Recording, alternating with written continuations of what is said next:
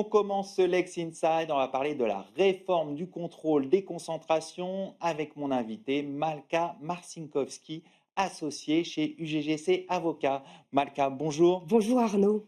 On va parler ensemble de cette réforme du contrôle des concentrations, de l'autorité de la concurrence. On va voir quel est son contenu, l'origine de cette réforme. Mais avant toute chose, pouvez-vous nous expliquer quel est le cadre européen du contrôle des concentrations et quelles sont les récentes évolutions jurisprudentielles? Au niveau européen, Arnaud, il existe un contrôle ex ante des concentrations, donc avant leur réalisation, dès lors que les entreprises parties à l'opération de concentration franchissent certains seuils de chiffre d'affaires. Et dans ce cas-là, si les seuils européens sont franchis, il s'agit d'une concentration de dimension communautaire et il faut obligatoirement notifier l'opération devant la Commission européenne. S'il ne s'agit pas d'une concentration de dimension communautaire, il revient à chaque autorité nationale de concurrence au sein de l'Union européenne, sous réserve de leur législation, de contrôler les opérations de concentration. En France, l'autorité compétente, c'est l'autorité de la concurrence qui vérifie et contrôle les opérations de concentration si certains seuils de chiffre d'affaires moins élevés qu'au niveau européen, bien évidemment, sont remplis en France. Alors, ce qui s'est passé récemment, c'est qu'il y a eu une remise en cause quelque part de la sécurité juridique liée à ce contrôle des concentrations, à cette Pourquoi il y a une réglementation. remise en cause? Remise en cause puisque actuellement, c'est assez binaire. Soit l'opération de concentration, les parties à l'opération franchissent des seuils de chiffre d'affaires et il faut notifier l'opération à l'autorité compétente, soit les seuils ne sont pas atteints et il n'y a pas à obtenir d'autorisation pour réaliser l'opération.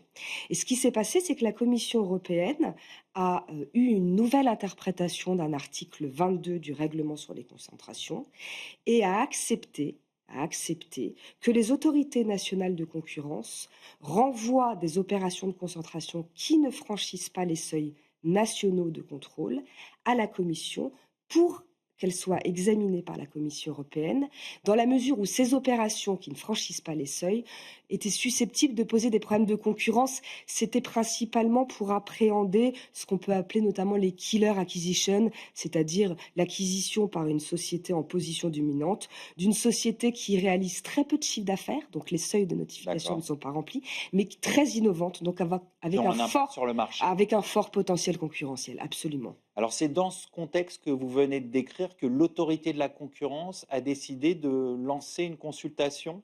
Expliquez-nous un peu. Alors, il se trouve que la Cour de justice s'est prononcée sur l'interprétation de la Commission, qui l'a d'ailleurs mise en œuvre, puisque elle a été jusqu'à interdire une opération Illumina Grail. Et la Cour de justice, en septembre 2024, a invalidé la position de la Commission, de sorte que les autorités nationales de concurrence ne peuvent pas renvoyer à la Commission des opérations sous les seuils de notification. Et D'accord. c'est la raison pour laquelle l'autorité de la concurrence a lancé une consultation, puisqu'elle aimerait pouvoir appréhender des opérations de concentration qui ne sont pas sous les seuils, dès lors que ça pose de vrais sujets de concurrence, et elle voulait connaître quels pouvaient être les critères et les conditions de mise en œuvre d'un tel pouvoir de contrôle.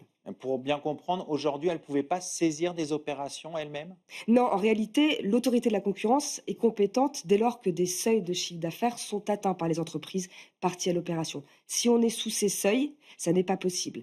Il y a des outils, en revanche, qui existent, mais ce n'est pas dans le cadre du contrôle des concentrations, au titre des pratiques anticoncurrentielles, où on peut effectivement appréhender une opération, mais après sa réalisation, sous l'angle, par exemple, d'un abus de position dominante. Donc on va revenir sur cette consultation lancée par l'autorité de la concurrence. Elle laissait plusieurs options. C'était quoi les hypothèses? Alors effectivement, il y avait 3 options, laissées aux parties, prenantes à la consultation. La première option, c'est un pouvoir d'évocation, donné à l'autorité de la concurrence, selon certains critères qualitatifs ou quantitatifs, donc qui permettrait à l'autorité de se saisir des opérations sous les seuils. La deuxième option consistait à dire que l'autorité allait examiner les opérations de concentration sous les seuils dès lors que l'entreprise acquéreur, par exemple, détenait de manière évidente un fort pouvoir de marché. Et ça concernait par exemple les hypothèses où une entreprise envisageait de prendre le contrôle d'une autre, mais cette entreprise avait fait l'objet d'une sanction pour abus de position dominante par le passé, par exemple. Et troisième et dernière option, c'était en réalité statu quo, c'est-à-dire qu'on n'envisage pas de modifier la loi, on applique les outils existants qui consistent à pouvoir contrôler une opération de concentration après sa réalisation en utilisant par exemple le moyen de l'abus de position dominante et ça a été d'ailleurs reconnu par la Cour de justice dans l'affaire Towercast en 2023. D'accord. Finalement, ça a donné quoi cette consultation? Qu'est-ce qu'on a retenu comme, piste, comme hypothèse? On a retenu, enfin en tout cas l'autorité a retenu l'option du pouvoir d'évocation. L'autorité a reçu 26 contributions en réponse à sa consultation, ce qui est beaucoup. Et c'est l'option qui a été, si je puis dire, la mieux accueillie par les personnes qui ont répondu. Pourquoi? C'est quoi l'intérêt de ce pouvoir d'évocation? Alors, mieux accueilli, je prends des pincettes parce qu'il faudra être précis sur les conditions de mise en œuvre pour éviter toute insécurité juridique. Mais D'accord. en réalité, ce pouvoir d'évocation, selon les critères mis en œuvre, permettrait d'appréhender beaucoup plus finement les opérations de concentration sous les seuils qui seraient réellement susceptibles de poser des problèmes de concurrence. D'accord. Ça veut dire que l'autorité de la concurrence pourrait se saisir, de certaines opérations, Absolument. heu, à partir du moment où certains critères sont respectés, c'est ça? Absolument et l'autorité du coup a travaillé ou travaille, je n'ai pas d'informations à ce sujet, sur un texte qu'elle envisage de communiquer au pouvoir public pour une éventuelle modification législative.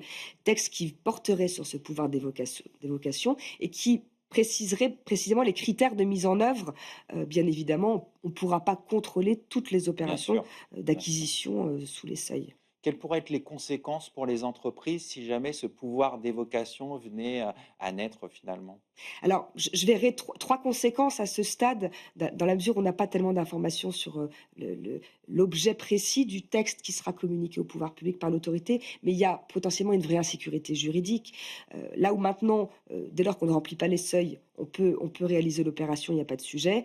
À l'avenir, si le pouvoir d'évocation est adopté, il faudra examiner toutes les opérations qui ne remplissent pas les seuils, à l'effet d'examiner s'il y aura potentiellement des problèmes de concurrence qui pourront se poser D'accord. sans connaître l'issue, éventuelle de cette analyse. C'est le premier point. Le deuxième point, des très gros coûts additionnels pour les entreprises, puisque bien évidemment, procéder à une telle analyse, nécessite beaucoup de temps et des coûts importants qui, du coup, pourraient avoir un impact, et c'est mon troisième point, sur le business model, des petites entreprises innovantes qui, du coup, seraient potentiellement impactées par cette réforme. D'accord, donc des conséquences qui peuvent être importantes pour les entreprises. Absolument, très importante avec une vraie sécurité juridique. Alors, il faut attendre bien évidemment, le texte. Si jamais il est soumis au pouvoir public, dans l'incertitude actuelle, on ne sait pas trop ce qui On va se attend de voir passer. effectivement comment, déjà quel gouvernement, sera sorti et puis ensuite, voilà, ce que va faire l'autorité de la concurrence derrière.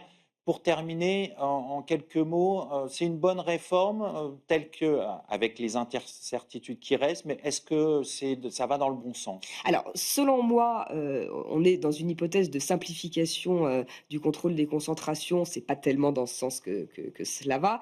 Néanmoins, on comprend l'esprit qui consiste à dire qu'il y a à l'heure actuelle des opérations de concentration qui sont pas notifiables, mais qui posent de vrais problèmes de concurrence, notamment dans le secteur de l'innovation. Quand on rachète une jeune pousse innovante, par exemple, potentiellement, effectivement, ça pourrait avoir des conséquences préjudiciables sur la concurrence. Donc on voit qu'il y a encore quelques questions en Beaucoup. suspens.